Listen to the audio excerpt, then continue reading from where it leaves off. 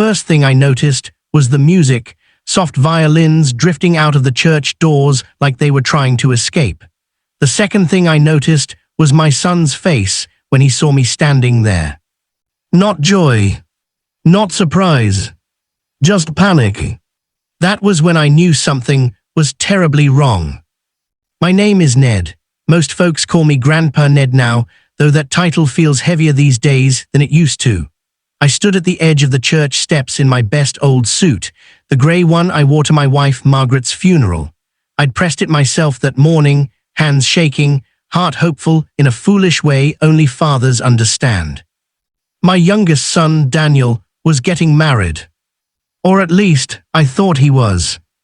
I hadn't received an invitation, no card, no message, no call, but when I heard from a neighbor that the wedding was today, at the same church where I once taught Sunday school, I convinced myself it was just a mistake.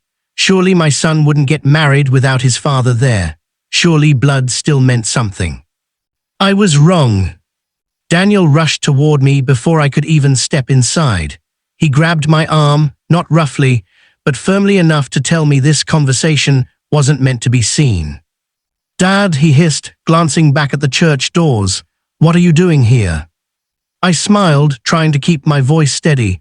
"I came for your wedding, son." His jaw tightened. "Dad, you weren't invited. You need to go."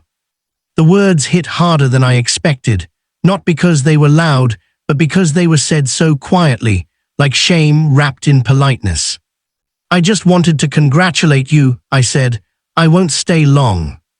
He shook his head. "Please, if my in-laws see you, if she sees you, it'll cause problems." I wanted to ask why. I wanted to ask, since when am I a problem? But I could already see the answer in his eyes. I nodded.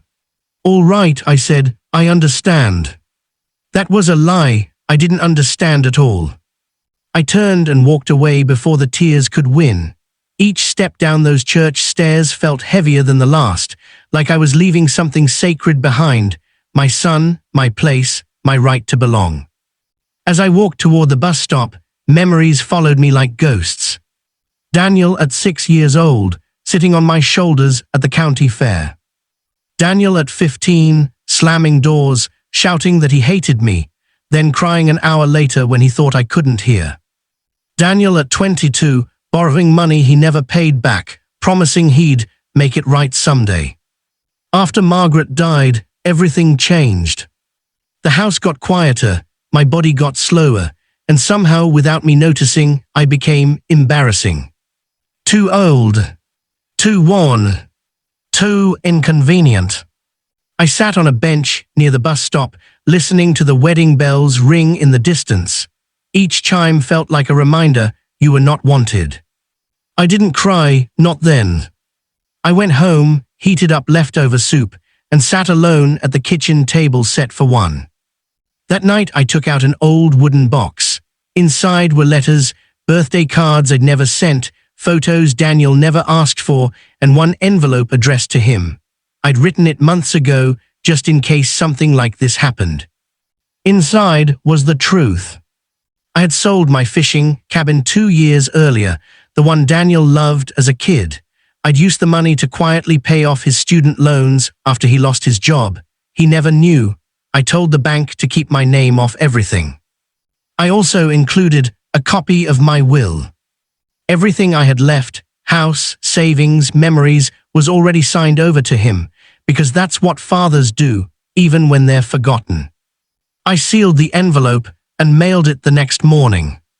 3 days later, there was a knock at my door. It was Daniel.